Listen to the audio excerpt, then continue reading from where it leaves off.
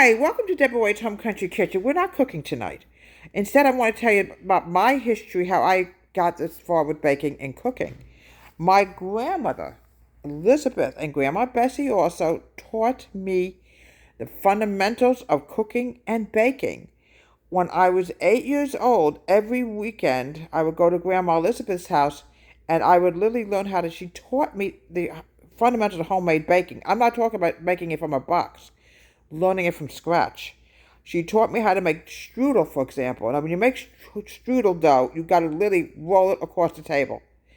Thin strudel dough. And then you fill it in with cheese, apple, cherry, whatever you want to fill it in with. That was one of the things that Grandma Elizabeth taught me. Also was her cocoa roll. And I still make it even today, which I'll be making in a couple of weeks for Thanksgiving. Thanksgiving was another one of Grandma Elizabeth's favorite holidays. But also from Grandma Elizabeth, I learned how to make homemade butter cookies.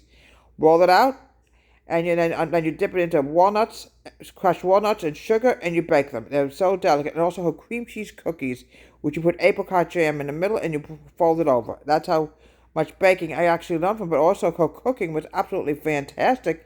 And her mother, what I hear, was a better baker and cook than Grandma Elizabeth. Who's to know? Grandma Julia. And so was great-grandma Caroline. And these are the few ladies that were really examples of how I got to where I got to with cooking today. Grandma Bessie, on the other hand, she taught me how to make a chocolate pudding cake. She taught me how to make spaghetti and meatballs, a lot of Italian dishes. So I sort of learned also Hungarian as well as Italian and also Russian. Also, Grandma Elizabeth, on the other hand, taught me how to make chicken paprika with dumplings. What else did she used to make? All kinds of wonderful Hungarian delicious delights. It was really wonderful. Grandma Bessie, on the other hand, was spaghetti and meatballs. Great-grandma Bubba taught me one time I actually was learning how to make bread, bake homemade bread.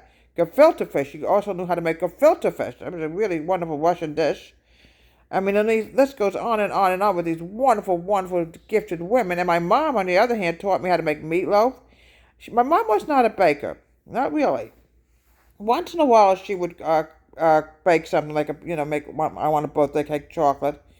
In those days, the old-fashioned bakeries were around also. But yes, it was just a wonderful feeling knowing that I was actually doing this when I was 8 years old because I wanted to do it. I wasn't forced to do it. I wanted to learn how to do it. And I was fascinated by it.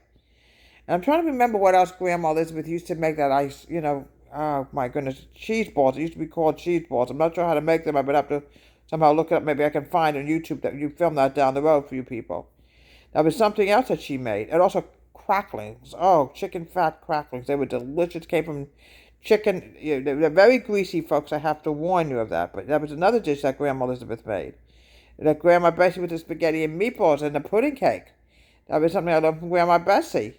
So I cherish these women very, very much. And also my great-grandparents as well. I only remember one great-grandparent vaguely was Bubba. We called her Bella. Her name was Bubba. That was her nickname for Bella. From Deborah's Home Country Kitchen, have a great day. Please subscribe to our wonderful YouTube channel.